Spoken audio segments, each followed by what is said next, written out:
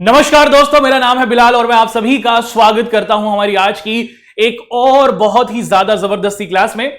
हम लोग मुख्य तौर पर अपनी क्लास 9th के जो हमारे प्यारे बच्चे हैं उन सभी के साथ बात कर रहे हैं और कक्षा 9th के प्यारे बच्चों के साथ बात करते हुए हम लोग आप सभी के सामने पेश कर रहे हैं दोस्तों एक बहुत ही महत्वपूर्ण हमारा अध्याय।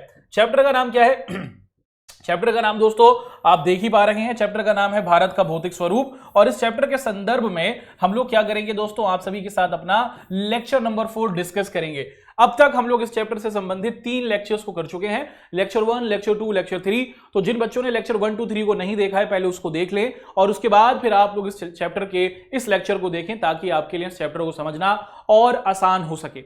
अपने पिछले अध्याय के अंतर्गत हमने मुख्य तौर पर क्या किया था दोस्तों, आप सभी के साथ भारत का भौतिक स्वरूप यानी कि हमारे प्यारे भारत के अंदर आप देखते हैं कि पर्वत हैं, पठार हैं, मैदान है, रेगिस्तान है, उसी के साथ आप देखते हैं कि तटीय समूह है और हमारे साथ आपको दिखता है कि द्वीप समूह भी हैं।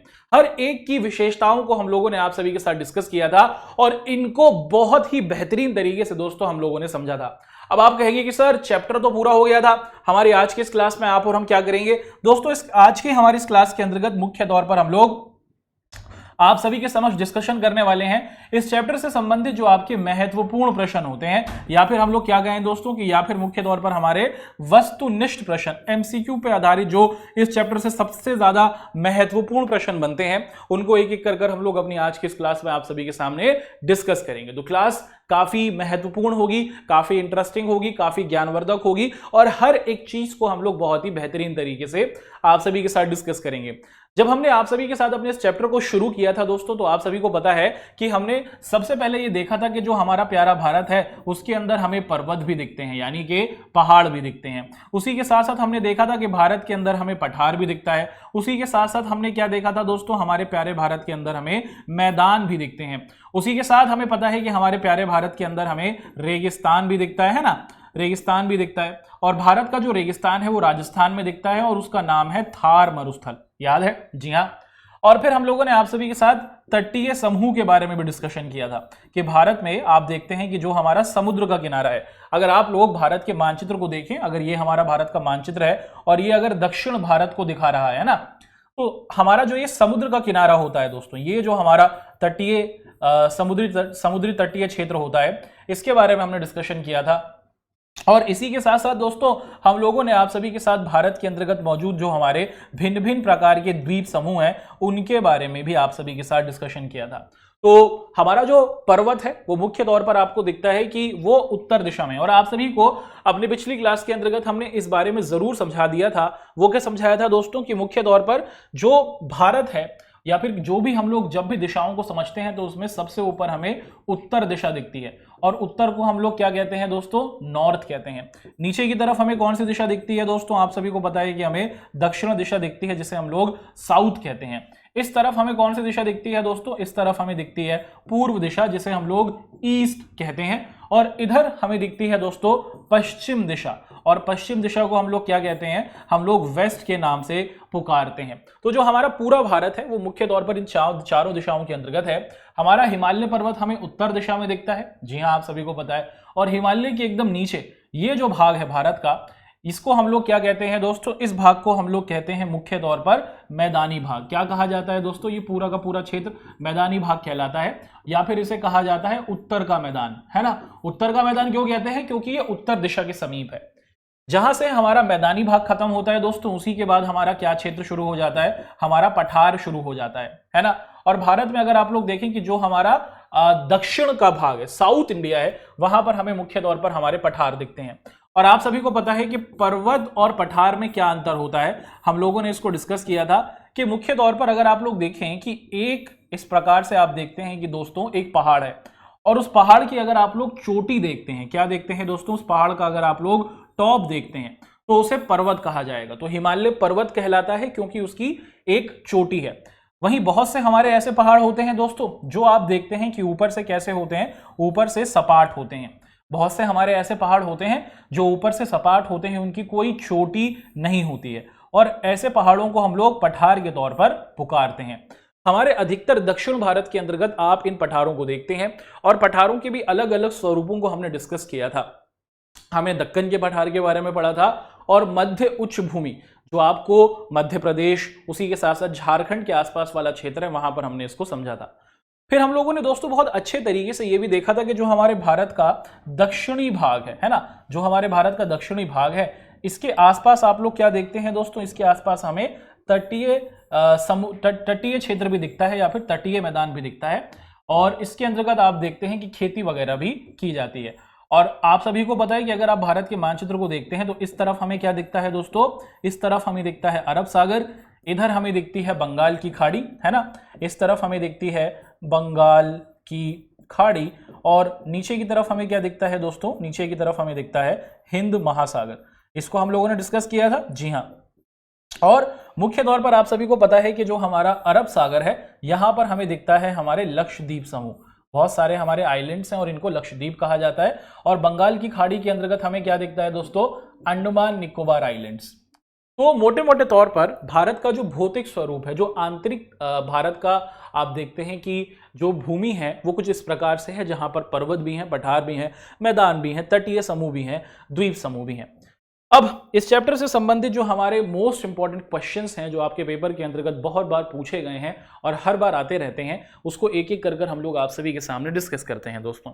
सबसे पहला सवाल है कि एक ऐसा भाग, एक ऐसा स्थलीय भाग जो मुख्य तौर पर आप लोग देखते हैं कि तीन तरफ से समुद्र से घिरा होता है, या फिर हम लोग कह सकते हैं कि पानी से घिरा होता है, कि कोई ऐसी भूमि जो तीन तरफ से आप लोग देखते हैं कि पानी से घिरी होती है, उसे क्या कहा जाता है। देखिए, अगर आप लोग भारत के मानचित्र को देखते हैं, अगर आप लोग भारत के मानचित्र को देखते हैं तो मुख्य तौर पर ये हमारा क्या बनता है दोस्तों, ये हमारा दक्षिण का भाग बनता है, जिसे हम लोग क्या कहते हैं, जिसे हम लोग दक्षिण भारत कहते हैं, साउथ इंडिया, है ना। और इसके अंतर्गत आप देखते हैं कि इस तरफ हमें क्या दिखती है दोस्तों, इस तरफ हमें दिखती है बंगाल की खाड़ी, है ना, इस तरफ हमें दिखती है बंगाल की खाड़ी, इधर हमें दिखता है दोस्तों अरब सागर, क्या दिखता है दोस्तों, इस तरफ हमें दिखता है अरब सागर, और नीचे की तरफ, है ना, हमें दिखता है दोस्तों हिंद महासागर। तो कोई ऐसा जमीन का टुकड़ा या फिर कोई ऐसा जमीन का भूभाग जो तीन तरफ से समुद्र से या फिर पानी से घिरा होता है, उसे हम लोग क्या कहते हैं दोस्तों, उसे हम लोग, आप सभी को पता है कि प्रायद्वीप के नाम से पुकारते हैं। तो ये भारतीय प्रायद्वीप है, ये पूरा का पूरा जो क्षेत्र है दक्षिण भारत कह लीजिए या फिर भारतीय प्रायद्वीप है। वहीं पर अगर आप देखें दोस्तों, एक शब्द आपके सामने रखा गया है, उसे कहा जा रहा है द्वीप। द्वीप का मतलब क्या होता है, पेपर में पूछा जाता है। द्वीप एक ऐसे भूभाग को कहा जाता है जो चारों तरफ से पानी से घिरा होता है, जो चारों तरफ से पानी से घिरा होता है, उसे हम लोग द्वीप या फिर आइलैंड के तौर पर पुकारते हैं। हमारा ऑप्शन जो है दोस्तों बी बिल्कुल सही बनता है। अगला सवाल है आपके सामने, पूछा जा रहा है कि भारत के पूर्वी भाग में म्यांमार की सीमा का निर्धारण करने वाले पर्वतों का संयुक्त नाम क्या है। हम सभी ने बहुत अच्छे तरीके से समझा है कि इधर होती है हमारी क्या दोस्तों, उत्तर दिशा, इस तरफ हमारी क्या होती है दोस्तों, पूर्व दिशा, इधर हमारी होती है दोस्तों पश्चिम दिशा, और नीचे की तरफ होती है हमारी दक्षिण दिशा।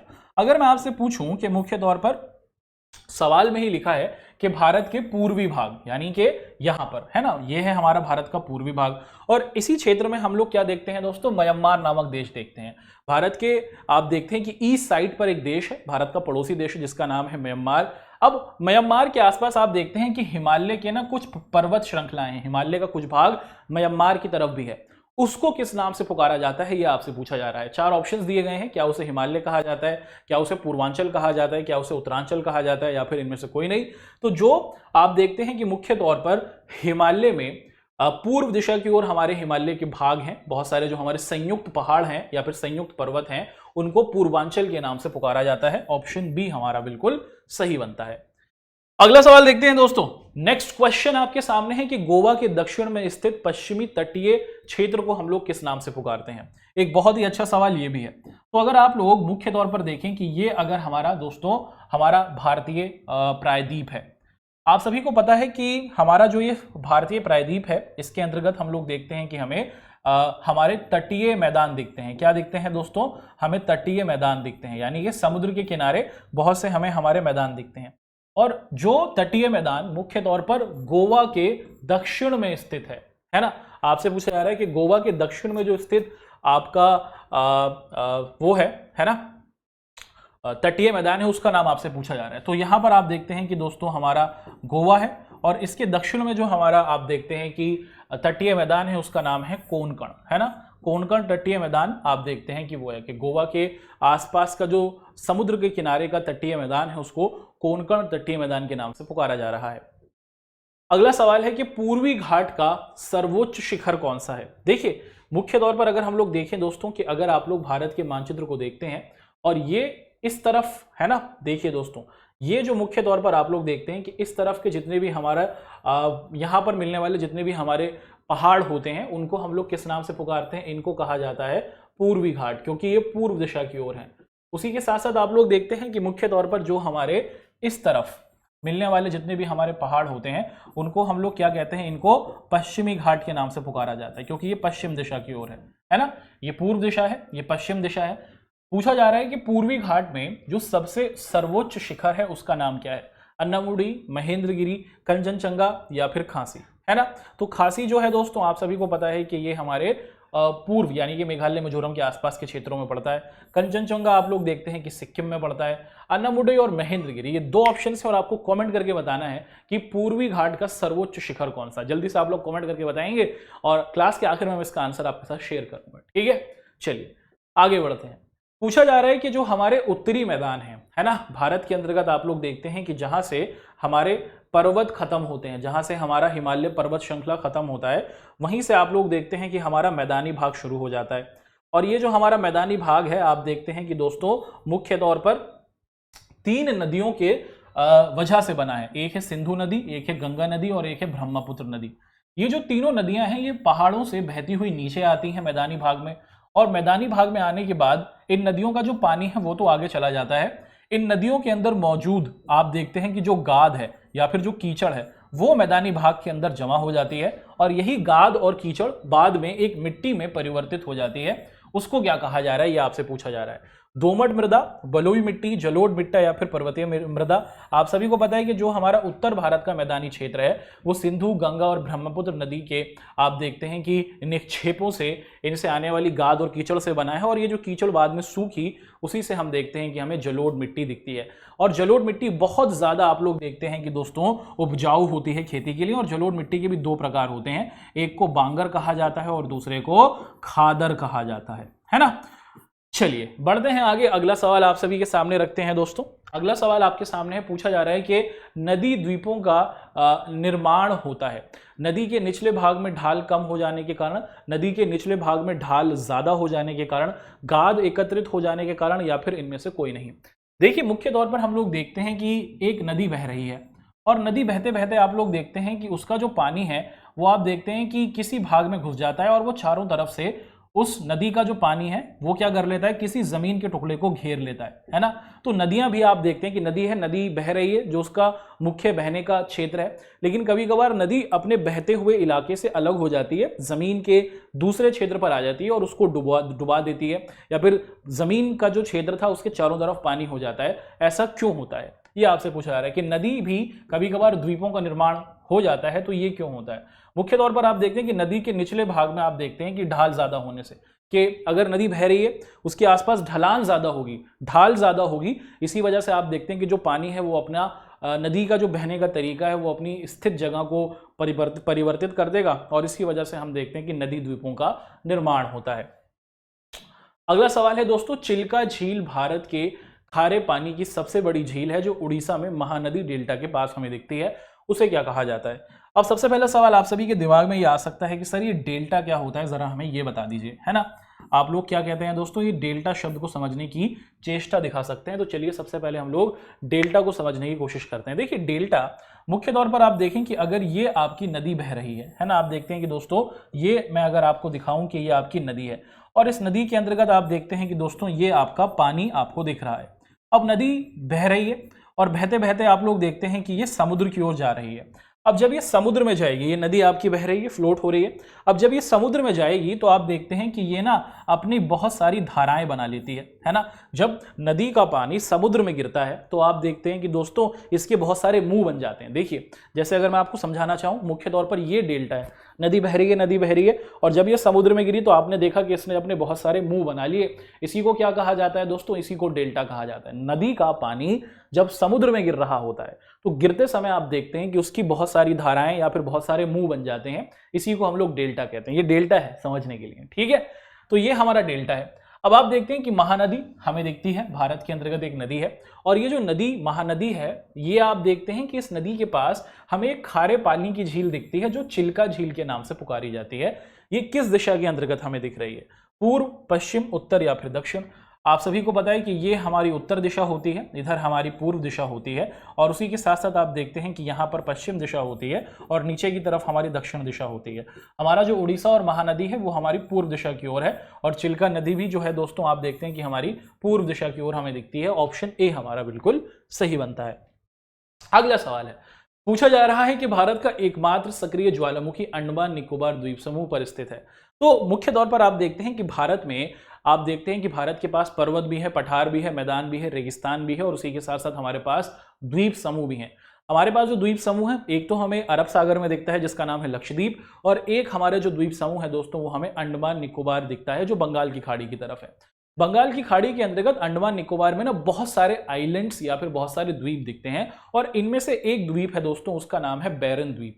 ये जो बैरन द्वीप है दोस्तों आप देखते हैं कि इसके अंतर्गत यहां पर एक एक्टिव वॉल्केनो है, यानी कि सक्रिय ज्वालामुखी है। इस द्वीप के ऊपर एक ज्वालामुखी है जो अभी भी एक्टिव है और हमेशा वो धधकता रहता है। क्या हम लोग वहां पर जा सकते हैं? नहीं। भारत के अंतर्गत भारत सरकार ने किसी भी भारतीय का या फिर किसी भी विदेशी व्यक्ति के वहां पर जाने पर प्रतिबंध लगाया हुआ है, तो आप उस क्षेत्र में नहीं जा सकते। दूर से दिख सकता है लेकिन आप उस इलाके में नहीं जा सकते। तो आप देखते हैं कि भारत का एकमात्र एक्टिव वॉल्केनो जो है दोस्तों वो है हमारा अंडमान निकोबार द्वीप समूह के अंतर्गत मौजूद बैरन द्वीप नामक क्षेत्र, वहां पर हमें ये एक्टिव वॉल्केनो दिखता है। अगला सवाल है कि भारत की ऊपरी पर पट्टी कितनी प्लेटों से बनी हुई है ना? कि भारत की जो हमारी ऊपरी प्लेट है वो मुख्य तौर पर आपसे पूछा जा रहा है कि वो कितनी प्लेटों से बनी हुई है। और यहां पर भारत नहीं दोस्तों, यहां पर होना चाहिए था पृथ्वी, है ना? कि जो हमारी पृथ्वी है वो मुख्य तौर पर आपसे पूछा जा रहा है कि वो कितनी प्लेटों से बनी हुई है। हमारी जो पृथ्वी है वो कितनी प्लेटों से बनी हुई है, ये आपसे पूछा जा रहा है। और आप सभी को पता है कि 7 बड़ी बड़ी हमारी प्लेटें हैं, उन्हीं के सहयोग से आप देखते हैं कि हमारी ये प्लेटें निर्मित हुई हैं। ठीक है, बढ़ते हैं आगे। एक और जबरदस्त सवाल दोस्तों आप सभी के सामने रखते हैं। क्वेश्चन इस तरीके से है, पूछा जा रहा है कि हिमालय की चौड़ाई कश्मीर में और अरुणाचल प्रदेश में आप लोग देखते हैं कि घटती बढ़ती रहती है। कश्मीर के अंतर्गत अगर हम लोग देखें कि जो हमारे हिमालय के पर्वत हैं उनकी जो चौड़ाई है, कश्मीर के अंतर्गत जो हमारे हिमालय के पर्वत हैं उनकी चौड़ाई दोस्तों आप लोग क्या देखते हैं, उनकी चौड़ाई आप देखते हैं कि 400 किलोमीटर के आसपास है। कश्मीर के अंतर्गत जो हमारे हिमालय के पर्वत हैं उनकी चौड़ाई 400 किलोमीटर के आसपास है। वहीं जब ये अरुणाचल प्रदेश के आसपास पहुंचते हैं तो इनकी चौड़ाई बहुत कम हो जाती है, ये मात्र 150 किलोमीटर के आसपास ही रह जाती है। ऑप्शन आप देखते हैं दोस्तों आपका डी बिल्कुल सही बनता है। बढ़ते हैं आगे, अगला सवाल आपके सामने रखते हैं। पूछा जा रहा है कि हिमालय के सबसे उत्तरी भाग में स्थित श्रृंखला को महान यांत्रिक हिमालय कहा जाता है। यह सबसे सतत श्रृंखला है जो सतत श्रृंखलाओं में सर्वाधिक ऊंचाई दिखाता है ना?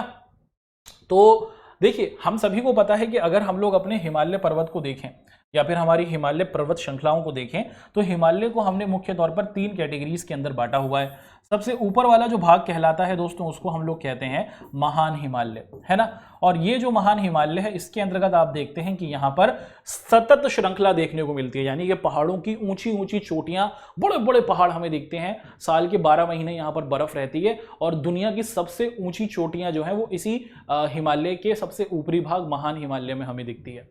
और यहाँ पर जो अधिकतर हाइट है आपकी पहाड़ों की वो लगभग आप देखते हैं कि 6000 मीटर से ऊपर है। दूसरा हमें क्या दिखता है दोस्तों, हिमालय का जो दूसरा भाग हमें दिखता है इसे हम लोग कहते हैं मध्य हिमालय। मध्य हिमालय के अंतर्गत आप लोग देखते हैं कि यहाँ पर पहाड़ों की जो चौड़ाई है वो कम हो जाती है ना? आप देखते हैं कि लगभग 4500 मीटर के आसपास इनकी चौड़ाई ऊंचाई रह जाती है। और हिमालय का जो सबसे निचली भाग होता है दोस्तों उसको हम लोग क्या कहते हैं, उसको हम लोग शिवालिक के नाम से पुकारते हैं। क्या कहा जाता है इसको? हम लोग शिवालिक कहते हैं। यहाँ पर सबसे कम हाइट के लगभग 900 से 1100 मीटर के आसपास के जो हमारे पहाड़ होते हैं वो शिवालिक में दिखते हैं। पूछा गया था कि हिमालय का ऐसा भाग जो सबसे ऊपरी वाला भाग है जहां पर सतत श्रृंखला देखने को मिलती है वहां पर सर्वाधिक ऊंचाई कितने तक की मिल जाती है ना? सर्वाधिक ऊंचाई आपसे पूछा जा रहा है। औसतन जो है वो तो 6000 मीटर है, लेकिन जो सबसे ऊंचा हमें दिखता है दोस्तों वो हमें दिख जाता है 8000 मीटर के आसपास, जो है हमारा माउंट एवरेस्ट। ठीक है, और माउंट एवरेस्ट भारत में नहीं है, माउंट एवरेस्ट आपको पता है दोस्तों कि वो नेपाल के अंतर्गत है। अगला सवाल आपके सामने है, पूछा जा रहा है कि कंचनजंगा भारत में स्थित है, इसकी ऊंचाई कितनी है। देखिए, अगर हमसे पूछा जाए कि भारत की सबसे ऊंची चोटी कौन सी है, तो आप सभी को पता है कि वो है हमारी कंचनजंगा, जो सिक्किम के अंदर है। विश्व की सबसे ऊंचा जो पहाड़ है वो है नेपाल के अंदर मौजूद माउंट एवरेस्ट, है ना। है सभी ये हिमालय के ही भाग, लेकिन कुछ भाग भारत में दिख रहा है और कुछ भाग हमें नेपाल के अंतर्गत दिख रहा है। तो कंचनजंगा दोस्तों आपसे पूछा जा रहा है कि इसकी जो हाइट है वो आपसे पूछा जा रहा है, ये है 8481 मीटर। ठीक है, बढ़ते हैं आगे। अगला सवाल आपके सामने है कि हिमालय के सबसे बाहरी श्रृंखला को क्या कहा जाता है। हिमालय का जो सबसे बाहरी भाग है या फिर हिमालय का जो सबसे निचला भाग है, अगर हम लोग हिमालय पर्वत को देखें, इसका जो सबसे नीचे वाला भाग होता है उसको किस नाम से पुकारा जाता है दोस्तों? उसको हम लोग शिवालिक कहते हैं। क्या कहा जाता है उसको? उसको शिवालिक कहा जाता है ना। और यहाँ पर जो पहाड़ों की ऊंचाई होती है वो बहुत कम हमें देखने को मिलती है। अगला सवाल है कि निम्न हिमालय तथा शिवालिक के बीच में स्थित जो घाटियां होती हैं उन्हें क्या कहा जाता है? तो देखिए दोस्तों कि मुख्य तौर पर अब आप देखते हैं कि कुछ हमारे बहुत बड़े पहाड़ हैं हिमालय के अंतर्गत, है ना। चलिए इसको हम लोग समझने की कोशिश करते हैं कुछ इस तरीके से। इस सबसे बड़े हमारे क्या हुए दोस्तों? आप देख रहे हैं कि ये हुए हमारे महान हिमालय, जहां पर लंबी लंबी हाइट है, जहां पर पूरे साल ये बर्फ से ढके रहते हैं। महान हिमालय से आप देखते हैं कि कुछ छोटी ऊंचाई वाले जो हमारे पहाड़ हैं उनको हम लोग कह रहे हैं मध्य हिमालय। क्या कहा जा रहा है दोस्तों? मध्य हिमालय। और उसी के साथ साथ आप लोग देखते हैं कि मध्य हिमालय से भी आप देखते हैं कि दोस्तों छोटे हमारे कुछ और पहाड़ होते हैं और इन्हीं को हम लोग क्या कहते हैं दोस्तों? इन्हीं को हम लोग शिवालिक कहते हैं, है ना। ये हमारे हिमालय पर्वत का सबसे नीचा वाला भाग है शिवालिक।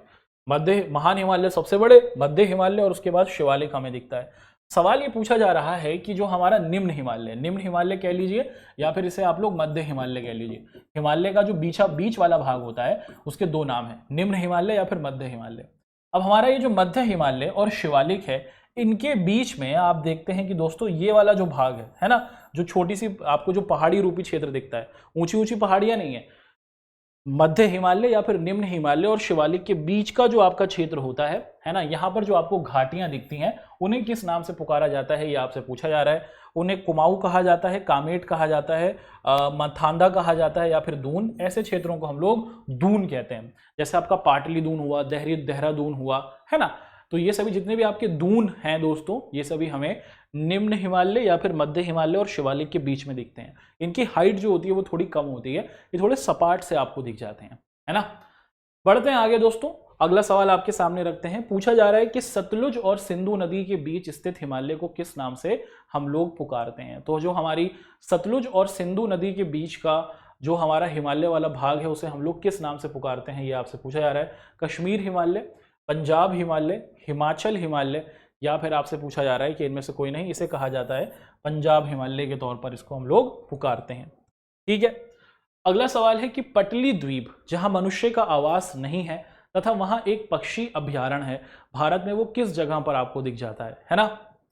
तो पटली द्वीप है दोस्तों, जहां पर मनुष्यों का आवास नहीं है, मनुष्य वहां नहीं रह सकते। वहां पर एक पक्षियों का भी अभ्यारण्य बनाया गया है, यानी कि पक्षियों को संभालने के लिए पूरे तौर पर आप देखते हैं कि भारत सरकार ने उनको प्रिजर्व करने के लिए, उनको सुरक्षित करने के लिए एक सेंचुरी नियंत्रित की है। तो वो कहां पर हमें दिखती है? अंडमान निकोबार द्वीप समूह के अंतर्गत हमें दिखती है। अगला सवाल, बरकान जो होता है दोस्तों वो क्या होता है? देखिए, बरकान जो है वो मुख्य तौर पर हमें कहां दिखता है दोस्तों? बरकान हमें दिखता है रेगिस्तान के अंदर।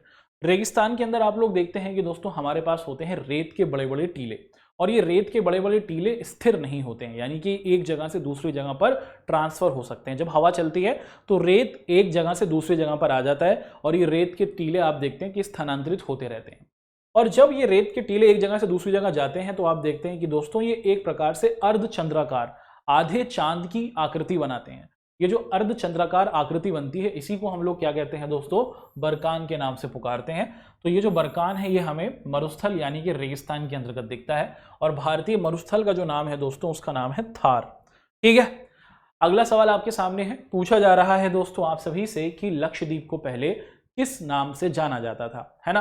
तो 1973 से पहले अगर हम लोग देखें कि 1973 के बाद से अब तक इसको लक्षद्वीप कहा जाता है, लेकिन 1973 से पहले तक लक्षद्वीप के बहुत सारे अलग अलग नाम थे। क्या क्या नाम थे ये पूछा जा रहा है। लक्काद्वीप, मीनकाय, एमिन द्वीप। तो देखते हैं दोस्तों कि मुख्य तौर पर लक्षद्वीप को 1973 से पहले लक्का द्वीप भी कहा जाता था, मीन काय भी और एमिन द्वीप भी।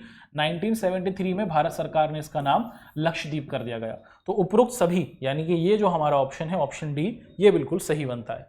लक्का द्वीप, मीन काय और एमिन द्वीप इसके पूरे के पूरे तौर पर आप देखते हैं बिल्कुल सही आंसर बनते हैं।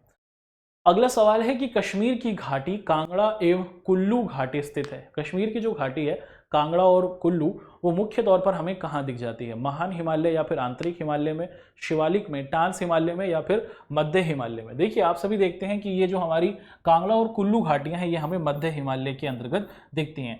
जो हिमालय का दूजा वाला भाग है, बीच वाला भाग है, मध्य वाला भाग है, उसके अंतर्गत हमें दिखती है। अगला सवाल है दोस्तों ये भी बड़ा इंटरेस्टिंग है, बहुत महत्वपूर्ण सवाल आपके सामने ये रखा जा रहा है ना। सवाल ये है कि दोआब का मतलब क्या होता है? देखिए दोआब मुख्य तौर पर आप देखते हैं कि ये एक अरबी शब्द है, एक अरेबिक शब्द है। अब आप देखते हैं कि दोस्तों कि एक नदी आप देखते हैं कि यहाँ बह रही है ना। अब देखते हैं कि एक नदी आपने देखा कि दोस्तों यहाँ पर बह रही है, ये नदी का पानी भी आपने देख लिया, ठीक है जी, ये नदी का पानी आपने बहता हुआ देखा। उसी के साथ साथ आप देखते हैं कि दोस्तों इसी के पास एक और नदी आपको बहती हुई दिख रही है, ठीक है जी हाँ, एक और नदी आपको यहाँ पर बहती हुई दिख रही है और इसके अंतर्गत भी हमें पानी बहता हुआ दिख रहा है, ठीक है। दो नदियां देख ली हमने, जी हाँ, दो नदियां हमने देखी और इन दोनों नदियों के पास हमने पानी को देखा। अब दो नदियों के बीच ये जो जमीन है दोस्तों, दो नदियों के बीच ये जो पूरा का पूरा जमीनी क्षेत्र है, ये जो पूरा का पूरा जमीनी भाग है, इसको हम लोग क्या कहते हैं? एक नदी ये रही, इसका पानी जा रहा है, दूसरी नदी ये रही, उसका पानी जा रहा है। दो नदियों के बीच जो जमीन होती है, जो भूभाग होता है, उसी को क्या कहा जाता है दोस्तों? उसी को दोआब कहा जाता है। तो दो नदियों के बीच का जो भाग होता है उसको हम लोग दोआब कहते हैं, है ना। आब जो है दोस्तों, आब ये क्या है? आब एक अरबी भाषा का शब्द है, अरबी का मतलब होता है, आब का मतलब होता है पानी, ठीक है। तो दोआब का मतलब हुआ कि दो नदियों के बीच का जो जमीनी क्षेत्र होता है उसी को हम लोग दोआब कहते हैं। चलिए अगला सवाल देखते हैं। पूछा जा रहा है कि पंजाब के मैदान का निर्माण किन नदियों के द्वारा हुआ है? जो पंजाब का हमारा मैदानी भाग है दोस्तों वो मुख्य तौर पर किन नदियों की वजह से हुआ है, ये आपसे पूछा जा रहा है। तो चार ऑप्शंस हैं कि सिंधु, झेलम, रावी, व्यास और सतलुज। झेलम, चेनाब, रावी, व्यास और सतलुज। सिंधु, झेलम, चेनाब, रावी, व्यास और सतलुज, या फिर सिंधु, झेलम, रावी, चेनाब और सतलुज। यहाँ पर आप देखते हैं कि ये जो हमारा पंजाब का पूरा मैदानी भाग है, ये सिंधु नदी, झेलम नदी, सिंधु नदी तो इसकी मुख्य नदी रही, सिंधु नदी के साथ कुछ सहायक नदियां आई जैसे झेलम हुई, चिनाब हुई, रावी हुई, ब्यास हुई और सतलुज। तो इन सभी नदियों की वजह से आप देखते हैं कि जो पंजाब का हमारा मैदानी भूभाग है वो निर्मित हुआ है। अगला सवाल है कि भारत का उत्तरी मैदान किन नदी प्रणालियों की वजह से बनता हुआ हमें दिखा है? तो भारत का आप देखते हैं कि दोस्तों जो हमारा पूरा का पूरा उत्तरी मैदान है वो तीन महत्वपूर्ण नदियों की वजह से हमें बनता हुआ दिखा है। ये तीनों नदियां बही हैं और इन नदियों के बहने की वजह से जो पानी के साथ कीचड़ या फिर गाद आई, यही गाद इकट्ठा हो गई मैदानी भाग में, जिससे मैदानी भाग मजबूती के साथ आगे बढ़ा और यहाँ पर जलोढ़ मिट्टी बनी है। तो गंगा, सिंधु और ब्रह्मपुत्र नदी की वजह से आप देखते हैं कि जो हमारा उत्तर भारत का क्षेत्र है वो पूरे तौर पर आप देखते हैं कि निर्मित हो पाया है। अगला सवाल है कि निम्न हिमालय तथा शिवालिक के बीच लंबवत घाटी को हम लोग किस नाम से पुकारते हैं? तो जो हमारी, देखिए सवाल को नए तरीके से पूछा गया है। जो हमारा निम्न हिमालय है जिसे हम लोग मध्य हिमालय भी कह रहे हैं दोस्तों, है ना, हिमालय का दूजा वाला भाग, हिमालय का जो मध्य भाग है, जो हमारा मध्य हिमालय है और जो हमारा शिवालिक है, इन दोनों के बीच की जो घाटी होती है उसको हम लोग क्या कहते हैं दोस्तों? उनको हम लोग दून के नाम से पुकारते हैं, ठीक है। अगला सवाल देखते हैं दोस्तों। पूछा जा रहा है कि भारतीय प्लेट गोंडवाना प्लेट से अलग होने के बाद दक्षिण की ओर प्रस्तावित हुई।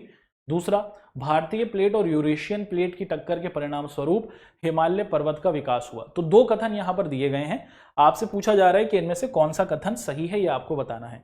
केवल एक पहला कथन सही है, केवल दूसरा कथन सही है, एक और दो दोनों सही हैं, या फिर एक और दो दोनों ही गलत हैं, ये आपके ऑप्शंस हुए। तो बहुत इंटरेस्टिंग ये सवाल है और अगर आपने चैप्टर को बहुत सरलता के साथ समझा होगा तो आप लोग जरूर इसका आंसर पेश कर देंगे।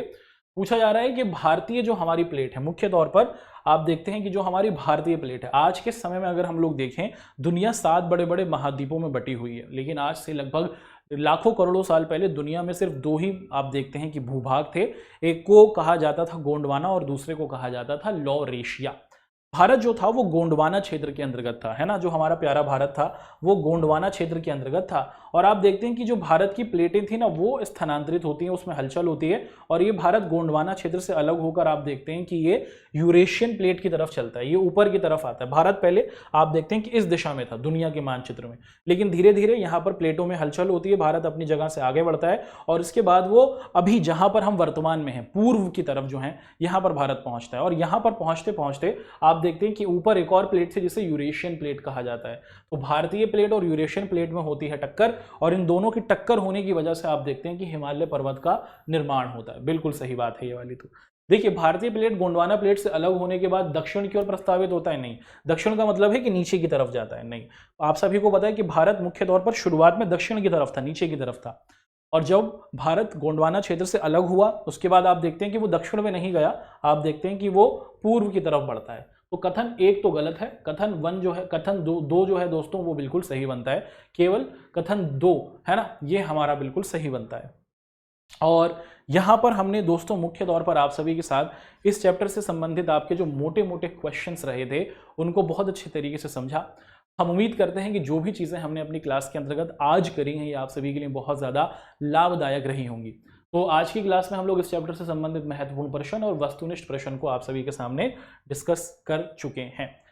तो दोस्तों हम आशा और उम्मीद करते हैं कि ये जो हमारी आज की क्लास रही आप सभी के लिए बहुत ही लाभदायक रही होगी। अपनी नेक्स्ट क्लास के अंदर दोस्तों हम लोग एक नए अध्याय को आप सभी के सामने रखेंगे, और इस चैप्टर का नाम, जो नया अध्याय हम लोग आप सभी के साथ डिस्कस करेंगे, उसका नाम होगा संविधान निर्माण, है ना। क्या नाम है दोस्तों? चैप्टर का नाम होगा संविधान निर्माण, जिसको हम लोग अपनी नेक्स्ट क्लास के अंतर्गत आप सभी के सामने रखने वाले हैं। इसी आशा और उम्मीद के साथ कि आप सभी लोग अपना ध्यान रखेंगे, मैं आप लोगों से लेता हूं विदा। आप लोग अपना ध्यान रखें। धन्यवाद।